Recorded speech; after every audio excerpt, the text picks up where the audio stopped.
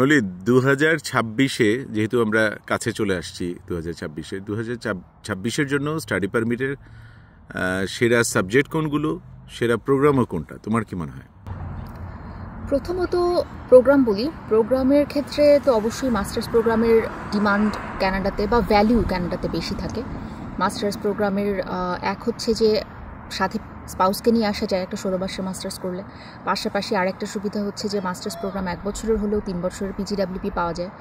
So এই জন্য masters হচ্ছে বেস্ট।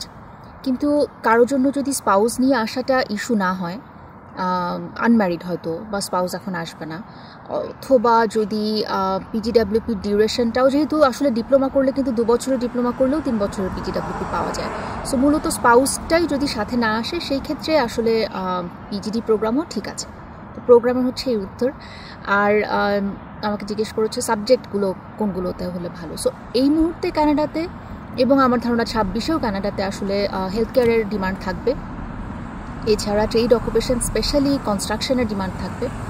সো ট্রেডের উপরে, কনস্ট্রাকশনের উপরে, এনভায়রনমেন্ট, আবার কনস্ট্রাকশনের সাথে কিছু সেফটির প্রোগ্রাম থাকে কিন্তু না, ওয়ার্ক প্লেস সেফটি এরকম জাতীয় কিছু প্রোগ্রাম থাকে, এগুলোর ডিমান্ড থাকার কথা।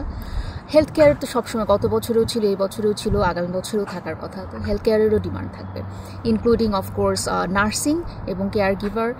এছাড়াও কিছু যে মেডিকেল ল্যাবরেটরি রিলেটেড কোর্সেস আছে সেগুলোরও ডিমান্ড থাকবে। Thank you so much.